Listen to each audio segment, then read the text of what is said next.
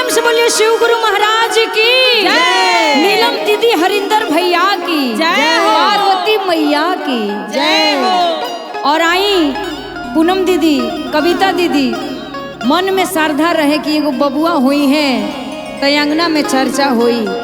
आज प्रिय गुरु बहन के सपना पूरा हो गई बा, चर्चा करे हमनी सबन इनका अंगना में आई बनी सब। जय हो जय हो।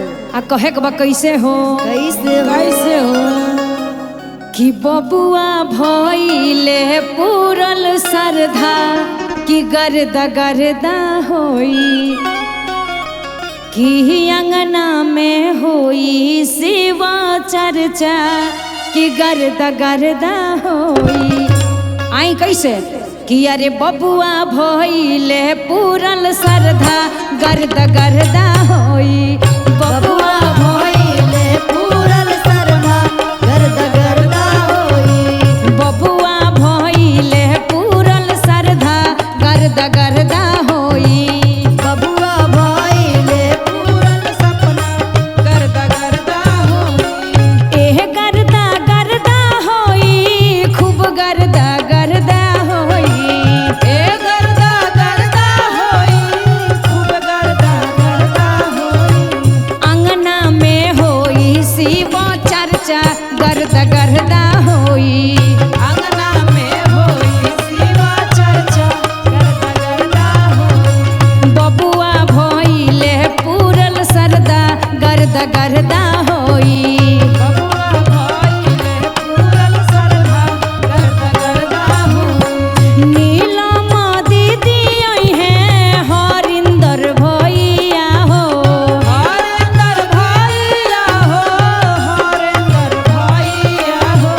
तीन सुत के आनावा के दी है उपैया हो। दीहे उपैया हो दीहे उपैया हो। नीलम दीदी आई है हरिंदर भैया हो। तीन सुत के आनावा के दी है उपैया हो। कौनो ना होई अब पर्दा गर्दा गर्दा होई। जय हो। गर्दा गर्दा होई। बबुआ भइले पूजल श्रद्धा गर्दा गर्दा होई। बबुआ भइले पूरल श्रद्धा गर्दा गर्दा होई। सैया जी कंगन लई है औरी पियरिया हो। और पियरिया हो और पियरिया हो। पूजा में बैठे खाती लई है चुनरिया हो। लई है चुनरिया हो लई है चुनरिया हो। सैया जी कंगन लई है औरी पियरिया हो।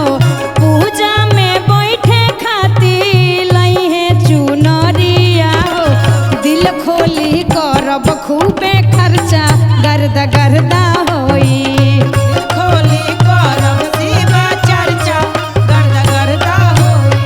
अंगना में करब शिव चर्चा गर्दा गर्दा होई। अंगना में करब शिव चर्चा गर्दा गर्दा होई। अंगना में करब शिव चर्चा गर्दा गर्दा होई।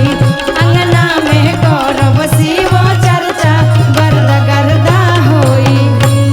प्रेम से बोलिए शिव गुरु महाराज की जय। हरिंदर भैया नीलम दीदी की जय। जय हो।